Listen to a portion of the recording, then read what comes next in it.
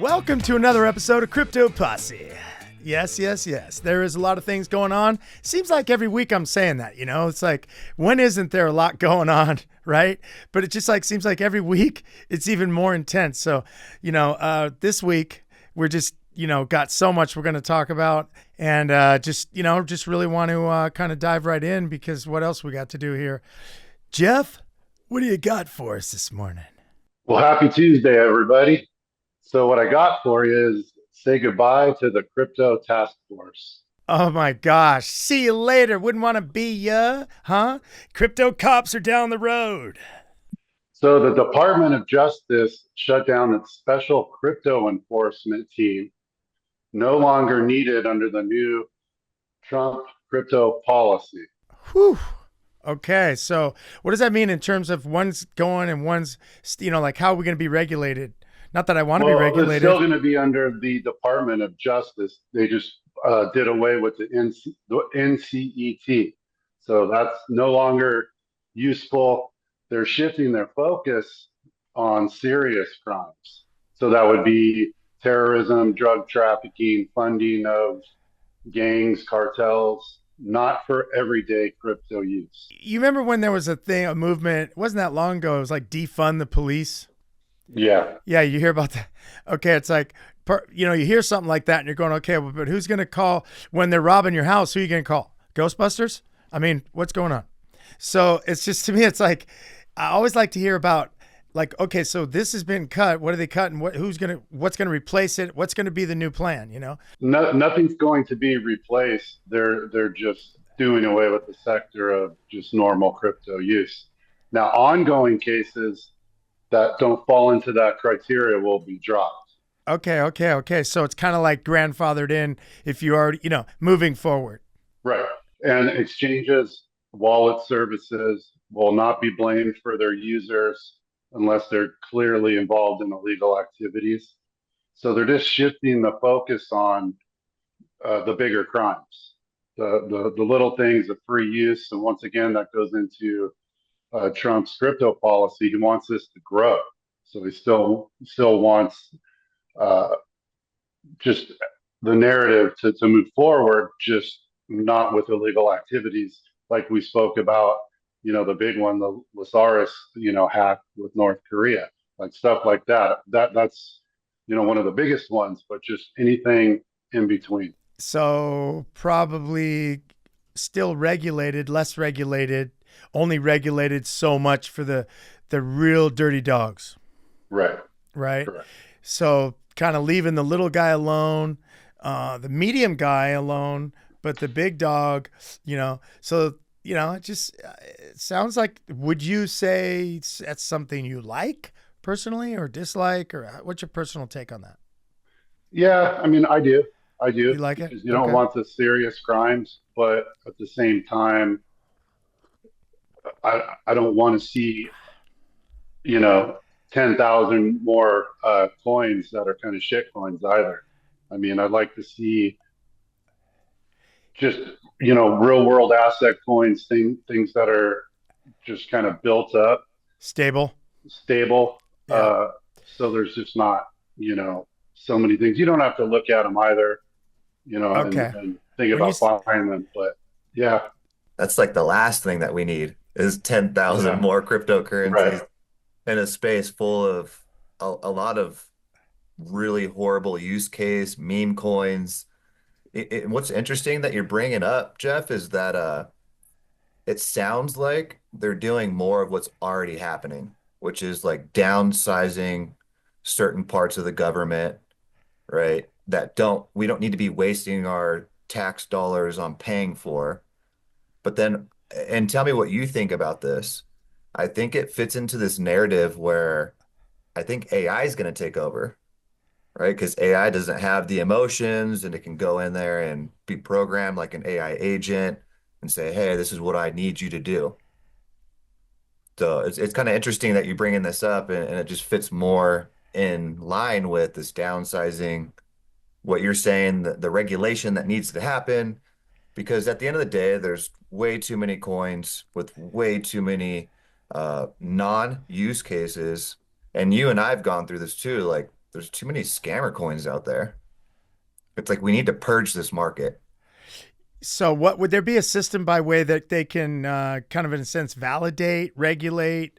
Uh, it sounds like I'm about to write a rap tune or something, but can it really be where we're finding a spot where regulation could do what works and kind of get away with the stuff that is really just doesn't work? It's overly regulated in the other way that we don't like regulation.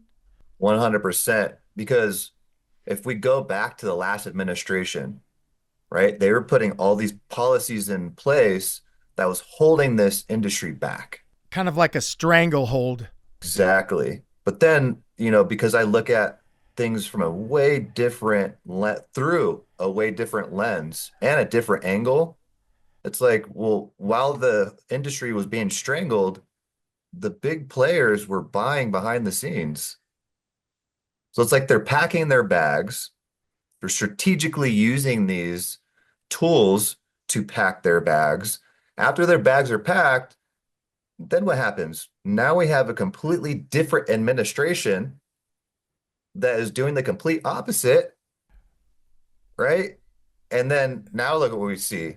We're trying to loosen that grip so that the innovation, like Jeff was talking about, we could bring that in or we could usher that in and we can actually be what he's talking about, Trump. We could be the capital, the crypto capital and the AI capital of the world.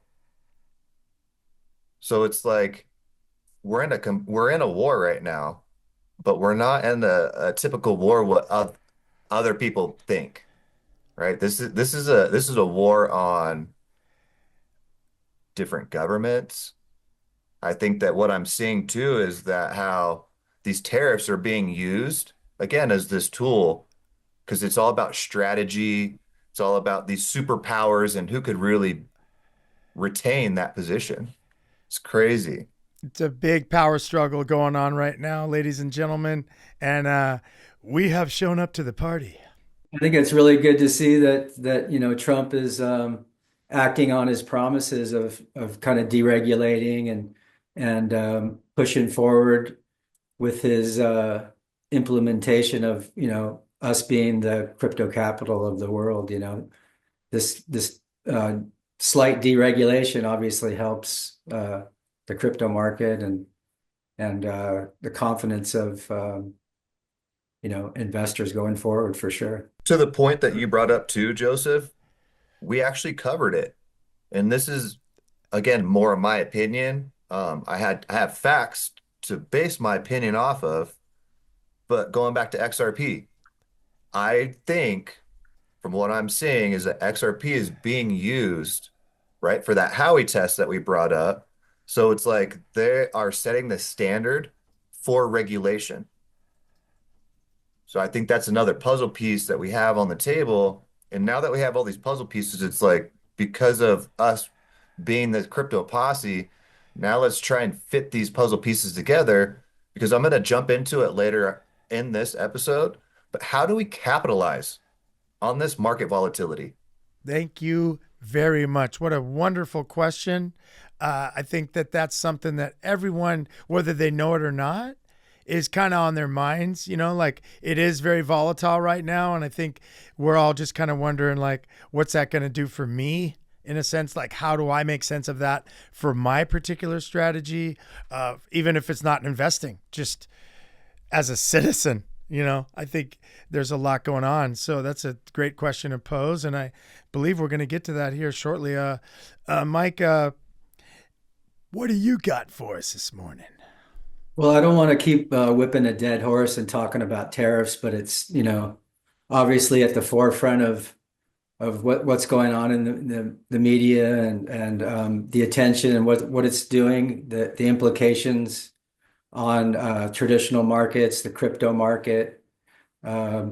We've talked about it in depth, in other episodes, but I wanted to touch on, now that we see the tariffs are implemented and we see the reaction, we had, like we talked about, we've seen the declines in the stock market, we've seen the declines in and consumer confidence, and now we're feeling the effects of it. The interesting, like we talked about last week, that when the stock market's declining, people are putting money into the bond market, kind of a flight to safety.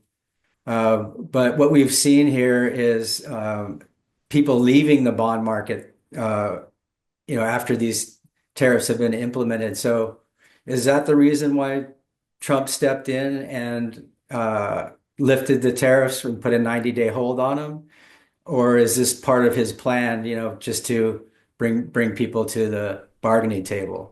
Well, I think that's a really good question you pose, and I want to start off by saying, well, first of all, that I don't think we're whipping a dead horse. Okay, I think it's a horse that really, truly, I believe that if tariffs are, it could just, who knows? Tariffs are so important that even though we talk about it in episodes in the past, every week it's tariffs on a whole new reality. I mean, last week's episode, what we covered about tariffs is totally different than this week's episode, because this week he imposed them, and all of a sudden in a minute he put a 90-day hold on it.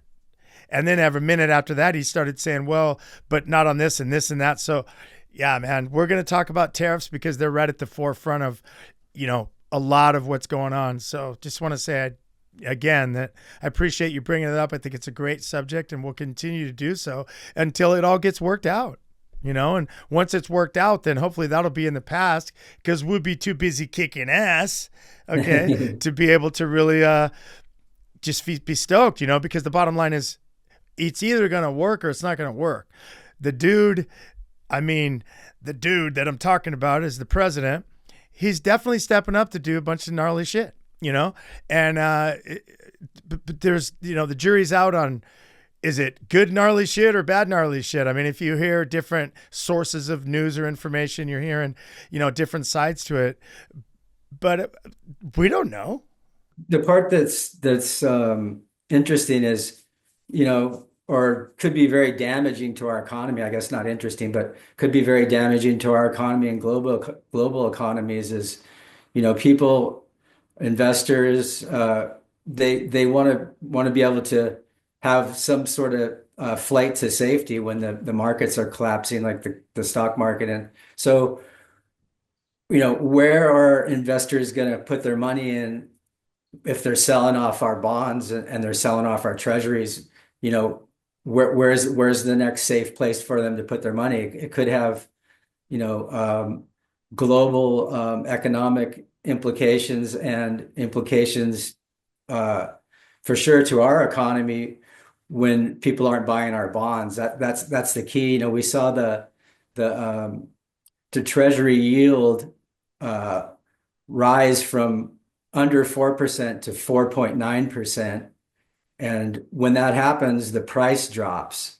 So is that price drop why people are selling? I'm not sure. But if you look at people that have trillions of dollars invested in the bond market, those incremental percentages, say 0.25% in price, would be on $1 trillion, like $2.5 billion.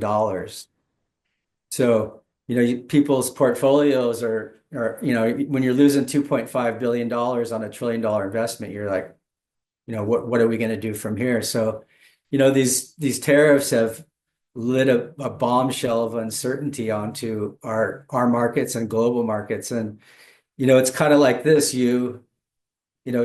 Trump lights the house on fire. Halfway through, he looks at it and goes, oh shit, I better put this fire out. And then what are you going to do with a half burnt house?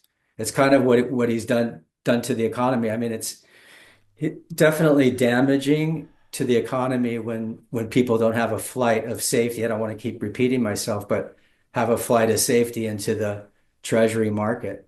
So what I understand is that people are going out and buying gold as one thing. If you asked a question earlier, which was where they put their money, from what I understand, gold is shooting up in terms of where people are putting their money. Obviously, they're pulling out of bonds and they're putting it in, I mean, it's a great question. It's just the uncertainty. And as far as where is a concern, It's always what I talk about, like the domino effect or the ripple in the pool that you threw the rock in, or the boulder in this case. And yeah, so he pulled back. There's a lot of theories on, there's so many theories. We don't know. We don't have a crystal ball. That's one thing for sure. Here at Crypto Posse, we don't claim to have a crystal ball because we don't have one. I don't think anyone has one. But what we do is try to understand what's going on. And I think it's a great topic. And I'd love to hear more from you guys about it. It's really a golden piece to this episode, and what's interesting is we might have some viewers that say, hey, this stuff that you guys are talking about is boring.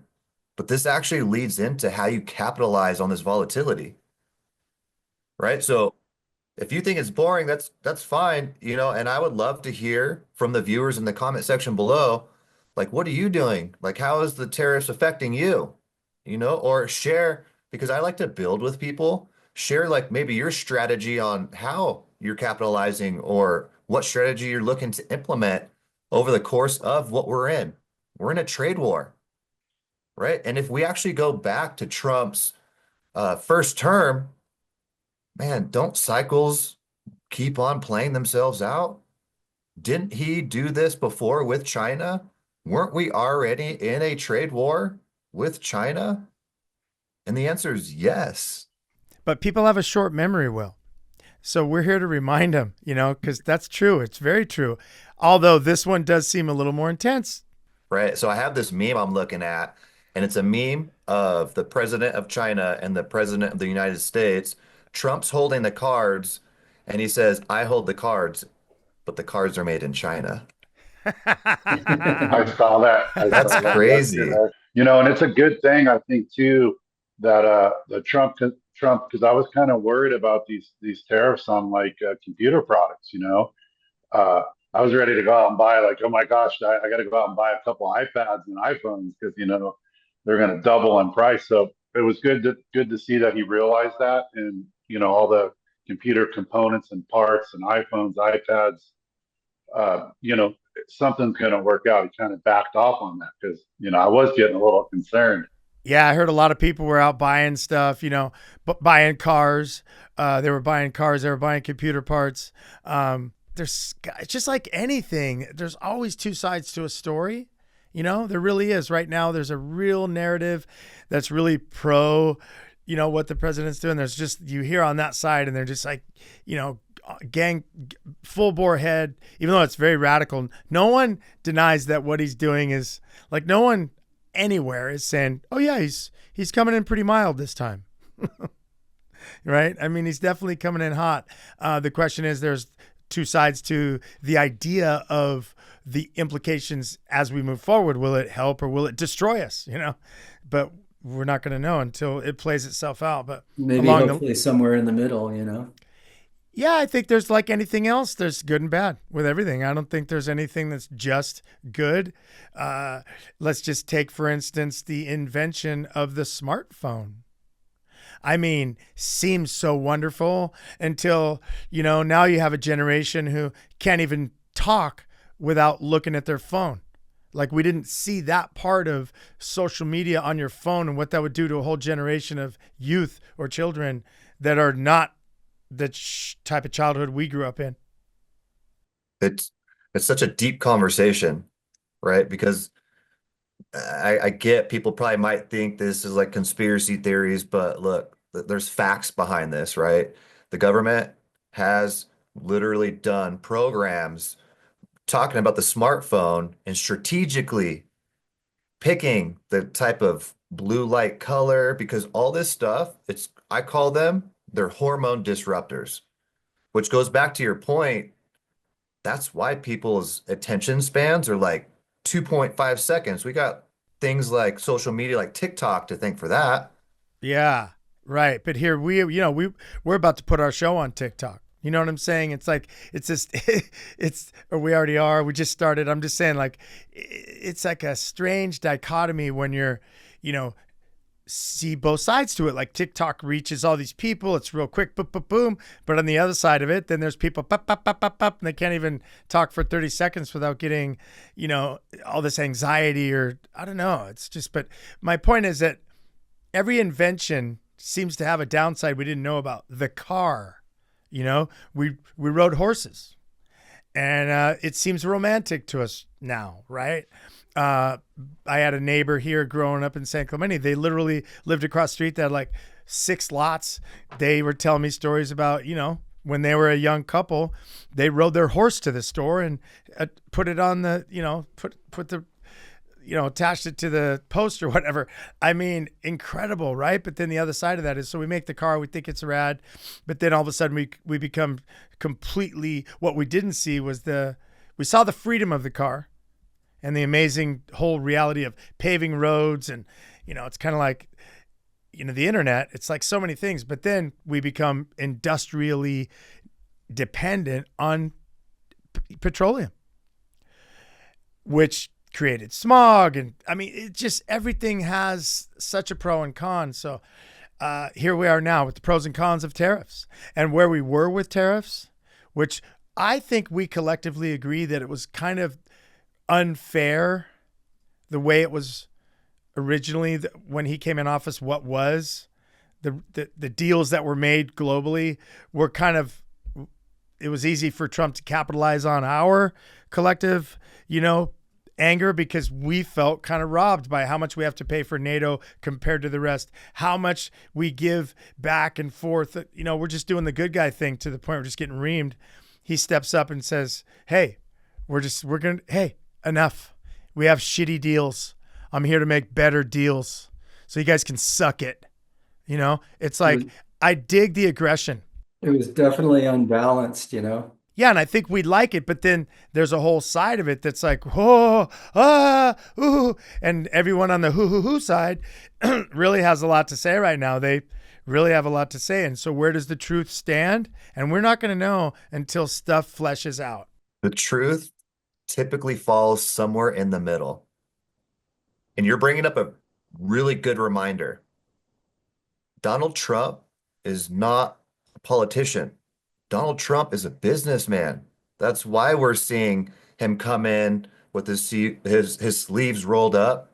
That's why all these massive changes are happening based upon what you just brought up.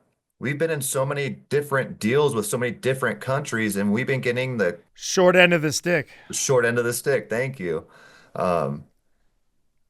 So he comes in, guns a-blazing, right? He's a businessman. He's not a politician. But going back to what I was mentioning earlier about how this isn't the first cycle or trade war between us and China, the biggest difference that I do see is that China has our playbook, right? It's like relating it to sports. I don't really watch sports because I like to play sports, right? And I don't want to go too far off topic, but the word that I resonate with is duality, right? And using the smartphone.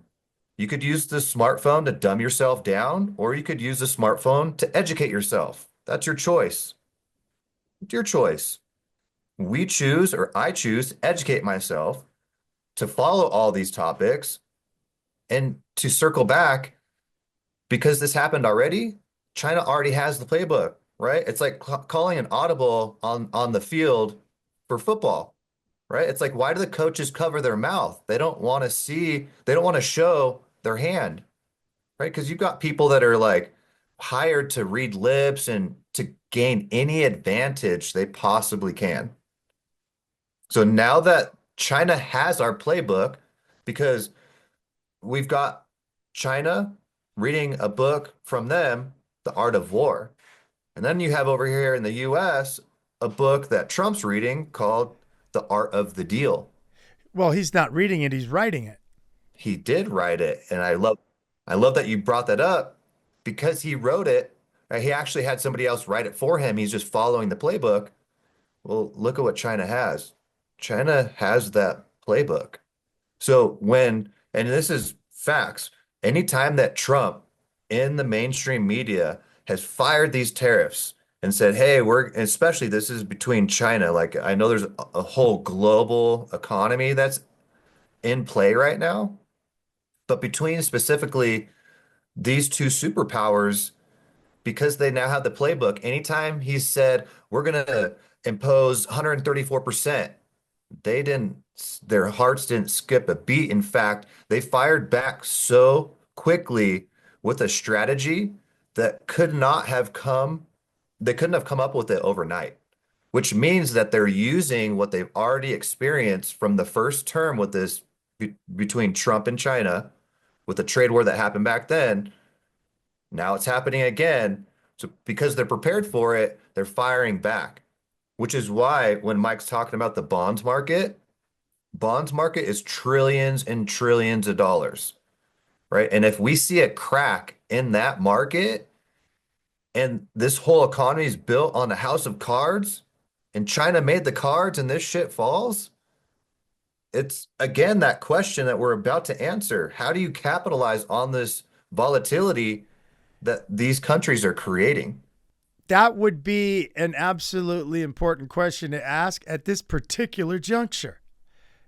Okay, so I feel like that's where we're going with the conversation, Will, and I know that's a question that you want to propose, so come at me with it.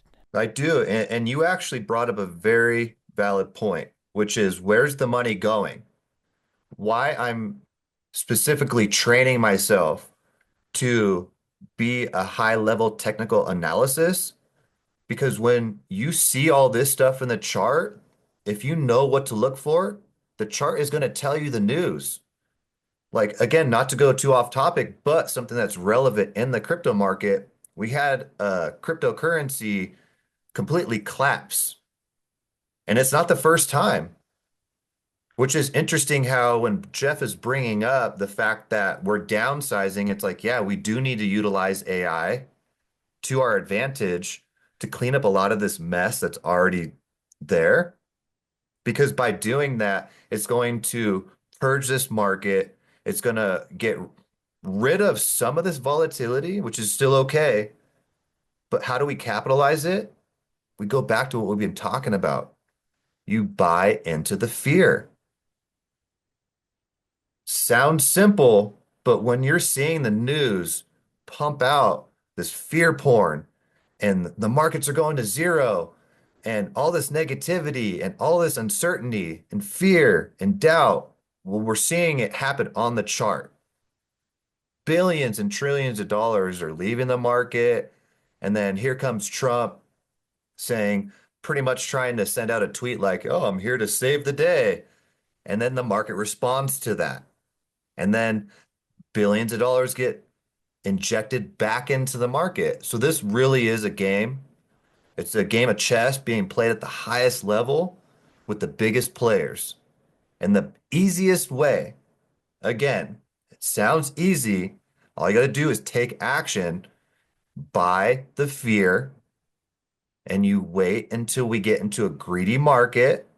And when the same news feeds are now pumping the complete opposite, which is Bitcoin is going to 250K. As soon as I hear big, huge numbers like that, evaluations is what we call it. That's greed. That's what greed sounds like. That's when That's you the would want sell to sell. sign.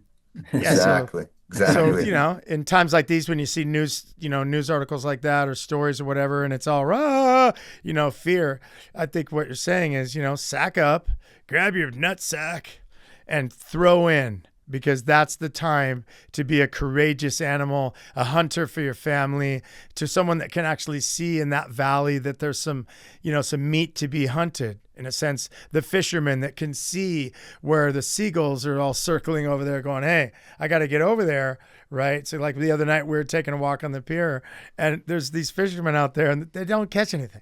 There's no one catching fish on the pier for like a decade since. It's incredible. And then I'm thinking, and talking about how, but then the smart fishermen are actually finding where that school of tuna is. And I think this is really just that. I tend to speak a lot in metaphors, so I hope people follow along, but it's just to be able to try to bring it to layman terms a lot and make a little bit of fun out of it, which is, yeah, that's exactly what it is. But it does take a certain amount of balls to throw in when everyone's running for the hills. It sounds like to me like a call of action, right? Because if I have this skill, I can look at charts, I can chart any commodity or asset, doesn't matter. But just because I have these lines on my chart doesn't mean anything. It's a call to action, right? It's how do you how do you write out your strategy? How do you implement that strategy? And even when it's on paper, it goes back to the same thing. Action. You have to hit that button. You have to face your fear. And that's why I'm so passionate about talking about just finance and building with you guys. It's because it's not about the money for me. It's about these markets have exposed who I am. It's shown me my weaknesses. It's shown me my thought process. It's shown me my level of emotional maturity, right? So I'm getting all this level up from these markets so that when these times come, because I've seen this happen so many times that it's easier. It's easier for me to, as you're saying, grab my bag, right? Or call to action, buy that asset because I've seen it and it goes back to mindset, right? Can you transmute the duality of fear and turn that into an opportunity that not just you, but your family can prosper from?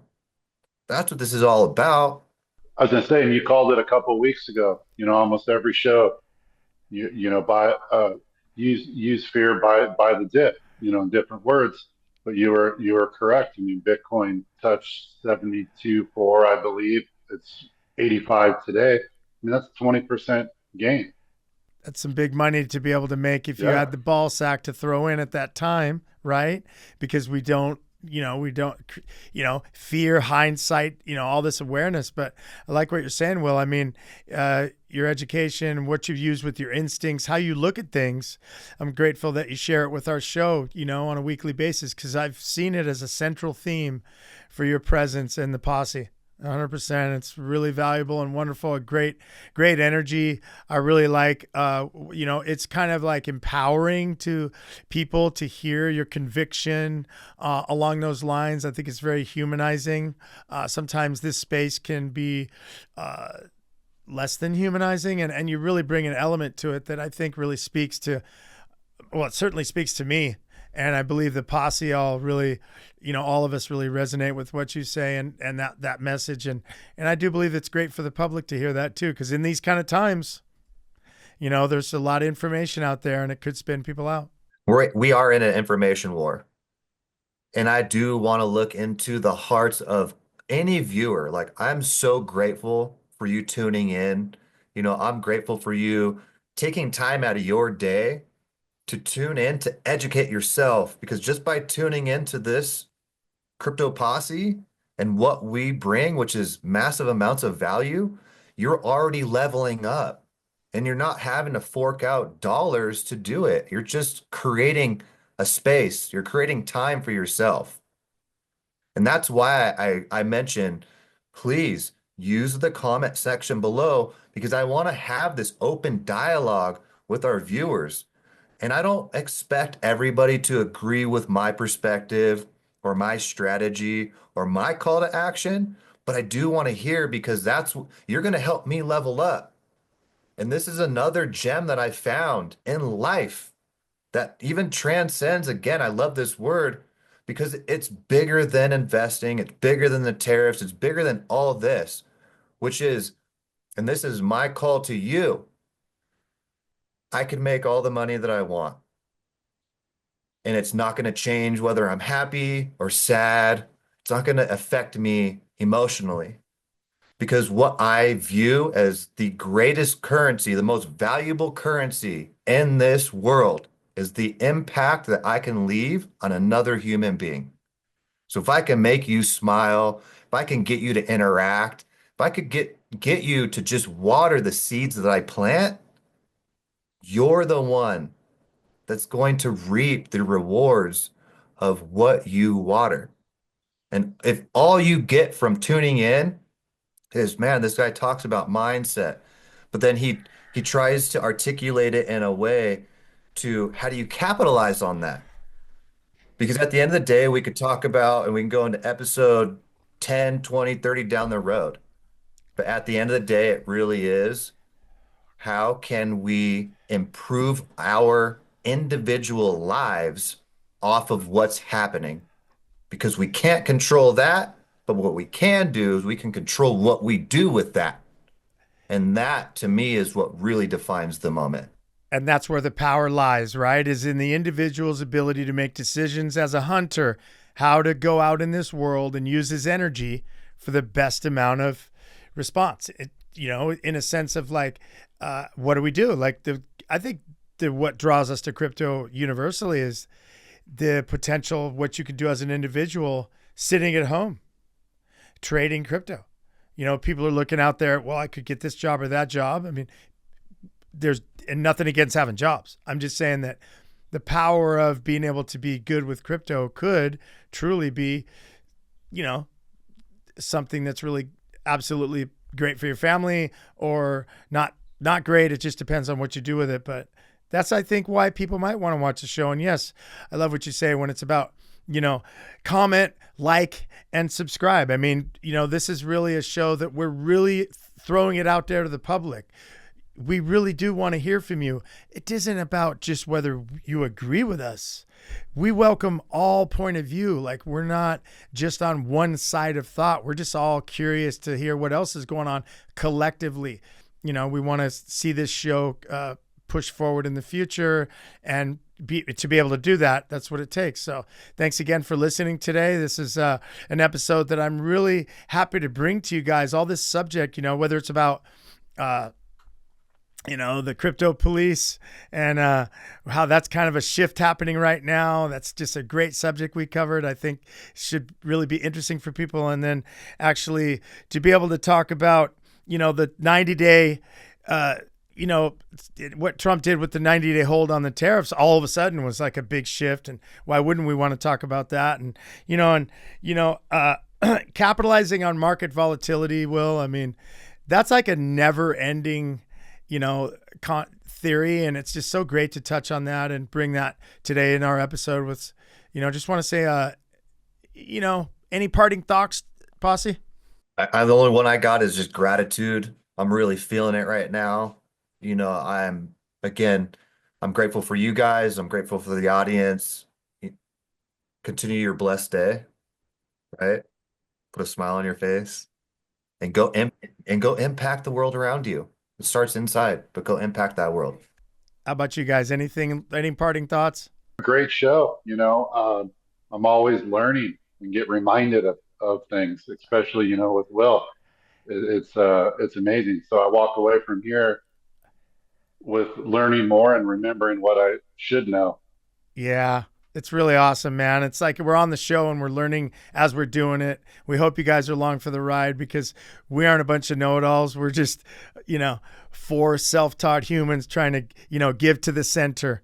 And Mike, anything at the end you want to throw at us there, mister? I wanted to mention how well crypto's been holding up, through all this uncertainty and all this chaos. Definitely have to think about where to jump in here, find a bottom, and no, it's good to see that crypto's holding up for sure. In the midst of all this tumultuous times, all this other stuff's so up in the air, but crypto seems like it's sitting there pretty solid. We've talked about that quite a bit, and I love you bringing that up, Mike, because I think that's got to be real inspiring for people. So just got to say, Crypto Posse, episode 7 over and out. Peace.